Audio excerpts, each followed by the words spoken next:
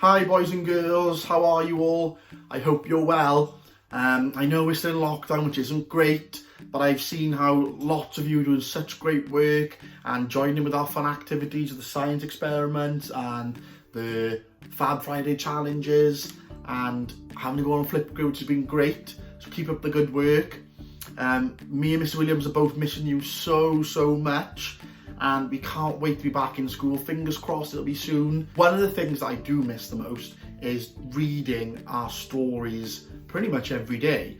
So with our new topic being about castles and dragons, I have found an amazing book all about a dragon, or so I think, and it's called The Egg. I think what would be lovely is if I was able to read this to you.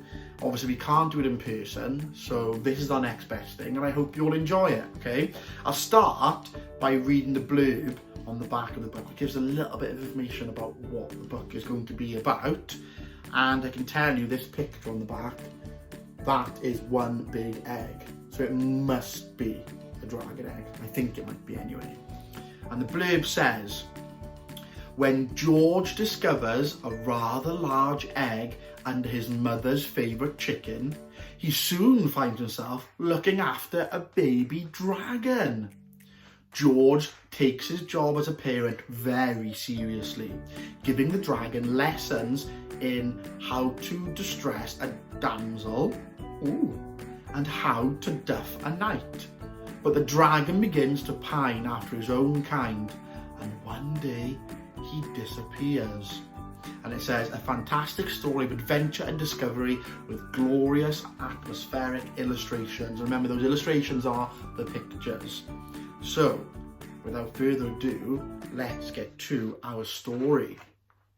The Egg by M.P. Robertson. George knew something wasn't right when he found more than he had bargained for under his mother's favourite chicken. Definitely more than he bargained for. Look at that chicken up on top. Oh my gosh, that is one big egg. He moved the egg to the warmth of his bedroom. For 3 days and 3 nights, he read the egg stories.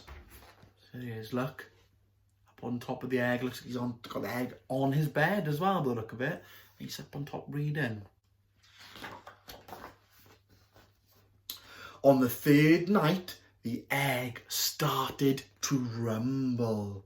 I wonder what could happen. Something was hatching, and it definitely wasn't a chicken. Goodness me, what's going on? There's steam or smoke out the top of the egg there, look. And it knocked him off. And what can you see? He's listening against it. It looks like there's an eye popping through. When the dragon saw George, it gave a chirrup of delight. George didn't speak dragon, but he knew exactly what the dragon had said. Mommy! George had never been a mother before, but he knew that it was his motherly duty to teach the dragon dragony ways. My goodness, look at the dragon popping out. You can see his arm and his head popping out the top. And in this picture, he's walking along, the egg still attached to him. The first lesson he taught was the fine art of flying. Oh my gosh, the dragon grew big quickly. And how does George know how to fly? I wonder. You can see, look, he's flying from the chimney top and George's in the garden. And it looks like he's flying right past over him. Obviously did a good job teaching that, didn't he? The second lesson was fire and how to breathe it. Oh my goodness, how would George not do that? He's a little boy. But there he is doing it, look. It looks like, what's he cooking there? I think he's cooking a sausage with the fire. The third lesson was how to distress a damsel. Normally we say damsel in distress, but I guess the dragon is the thing that distresses him, look. You can see there, he's putting a funny face at this damsel, which I'm assuming is a little girl, he must know.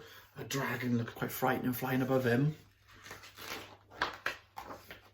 And the final lesson was how to defeat a knight.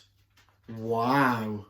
So it looks like he's just a knight. And look, he's using a metal bin lid, I think, and he's made himself a sword. And he looks like he's got some sort of colander. Oh, he's breathing fire at him in that picture. Oh my gosh, he's up in the tree. Oh, look, he's waving the white flag. Don't know what that white flag means. It means surrender. Every evening, as all good mothers should, George read the dragon a bedtime story. One night, as he read from a book of dragon tales, the dragon looked longingly at the pictures. A sizzling tear rolled down his scaly cheek. The dragon was lonely. He was missing his own kind. There they are, look up in the tree reading. The next morning, the dragon had gone. George was very sad. He thought he would never see his dragon again.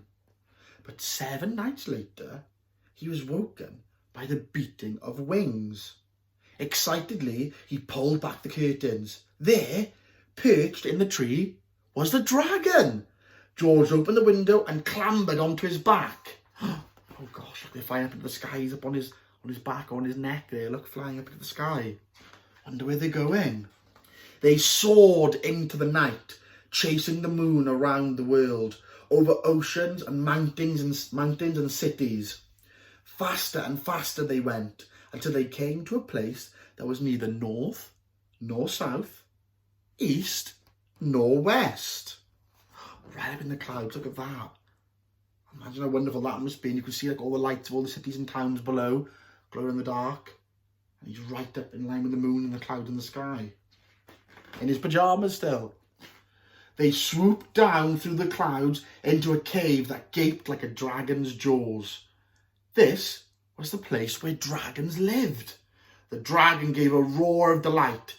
He was home at last. And oh my gosh, look at all these dragons. They all look the same as him too, look. There's 1, 2, 3, 4, 5, I think. And there's a bat hanging on top of the page up there, look. Finally, it was time for George to leave. Up, up they flew, chasing sleep through the night, until they could see his home below. There they are, look up on top. Oh, right in front of the moon. What a beautiful picture that is. George hugged his dragon tight, and the dragon gave a roar.